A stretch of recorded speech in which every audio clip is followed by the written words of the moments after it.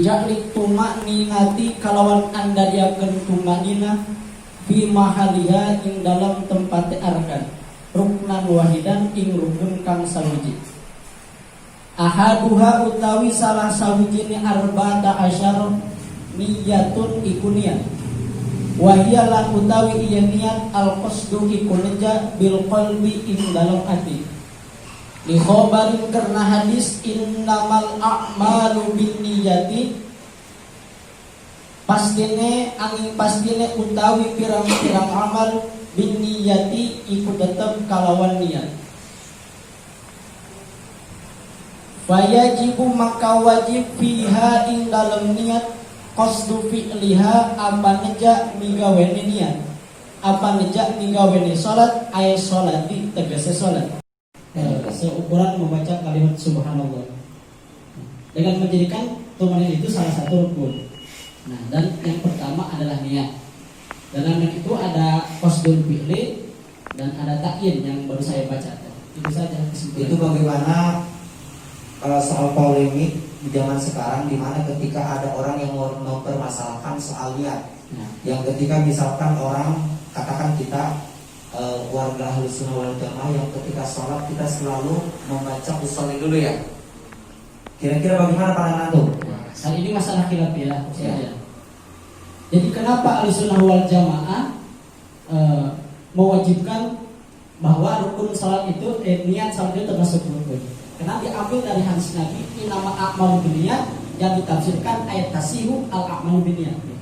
Sahnya amal itu menggunakan niat. Tetapi kalau sebagian khilafiyah ada yang menafsirkan bahwa kesempurnaan beramal itu menggunakan sholat. Itu betul saja. Jadi tidak ada masalah. Tidak ada masalah. Tidak ada masalah.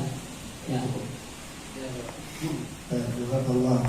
Tukang mila darpon yentah nyampurnaaken yagi musolid naksal poro itu ing kurangnya pirang-pirang fardu bal waliyatubu balikah dan darpon yentah ana iya salatun nafsi akan pandang tumandang memperjelaskan tentang masalah salat sunnah wa huwa lugotan az-ziyadah. Adapun untuk masalah salatun nafli secara etimologi berartikan az-ziyadah, sebuah tambah.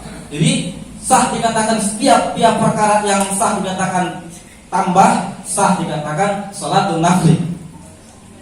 Wa syar'an, dan adapun munggu syarat. Siapa syarat? Lafaz syarat di sini termasuk dalam sebuah kategori majazul mursal min itlaqil masdar wa iradatil ismil fa'il.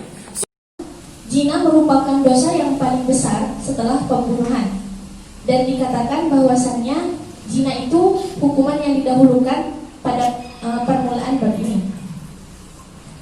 Yajlidu wujuban imamun aw naibuhu duna ghairihima khilafan lil kuffari hurran mukallafan zana biilaji hasyafatin aw qadariha min faqidiha fi farjin adamiyyin hayyin kubulin au duburin zakarin au unsa ma'a ilmi tahrimihi.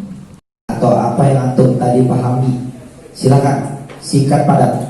Baik, dalam hakim yang mulia izinkan saya untuk menjelaskan dalam fasal ini Imam Zainuddin Al-Malibari menjelaskan tentang khulu, yang dimana khulu adalah melepas ikatan pernikahan. Kenapa dikatakan melepas? Karena masing-masing dari suami dan istri adalah pakaian bagi yang lainnya, yakni suami pakaian istri, istri pun pakaian suami.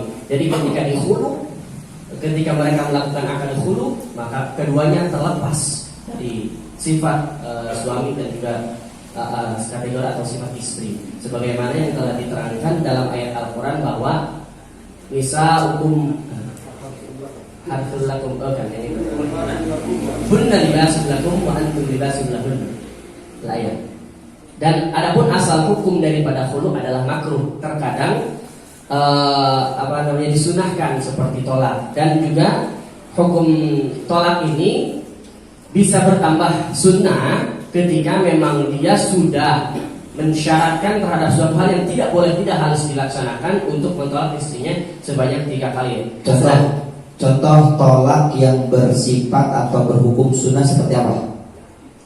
Seperti seperti misalkan istrinya bukan istri yang solehah, bukan istri yang berbakti kepada bukan istri yang berbakti kepada Allah dan Rasulnya, begitu juga kepada suaminya, maka di situ disunahkan untuk melakukan tolak. Pertanyaan selanjutnya seperti ini. Bagaimana Kang Maulana Ansori ketika nih, misalkan ada pasangan suami istri yang kemudian mereka berumah tangga dalam suatu waktu, kemudian misalkan ada semacam permasalahan kehidupan, kemudian si laki pisah raja, katakan ya, nama bahasa kita pisah raja. Setelah itu si suaminya itu menyampaikan kepada saudaranya, katakan pada bibinya lah, bibi daripada istri dia itu, nanti akan saya talak kepada saya akan talak istri saya yang bernama si A misalkan. Itu kira-kira sudah jatuh atau belum talak tersebut? Afwan Ustaz, menurut saya belum, karena ada bahasa nanti. Ada bahasa nanti. Sedangkan tidak ada kaitnya, apakah dikaitkan kepada sifat ataukah kepada syarat. Oke, bagus. Terima kasih.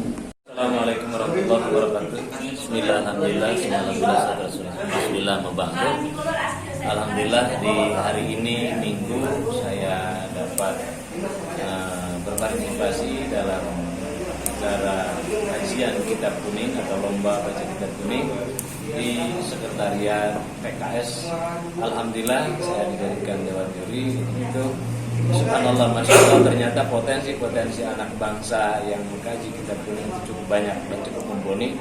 Mudah-mudahan dengan difasilitasi oleh ART atau praksi PKS ini, mudah-mudahan anak-anak bangsa yang mampu membaca kitab kuning, mengkaji kitab kuning, supaya bisa langsung bisa ikut berkompetisi di musabaqah yang lain, terutama di provinsi, bahkan sampai tingkat nasional.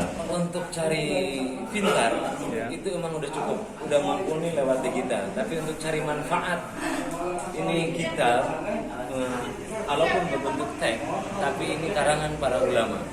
Kita memakai standar para ulama kitab kuning ini untuk tujuannya manfaat. Sebagaimana dalam ba'dul ulama mengatakan dalam kitab Ta'lim wa Ta'lim, la yanalul ilma wa la yantafi'u bihi illa bi ta'dimihi. Tidak akan tercapai ilmu dan tidak akan pernah bermanfaat ilmu ketika dia tidak mengkagumkan ilmu tersebut atau gurunya.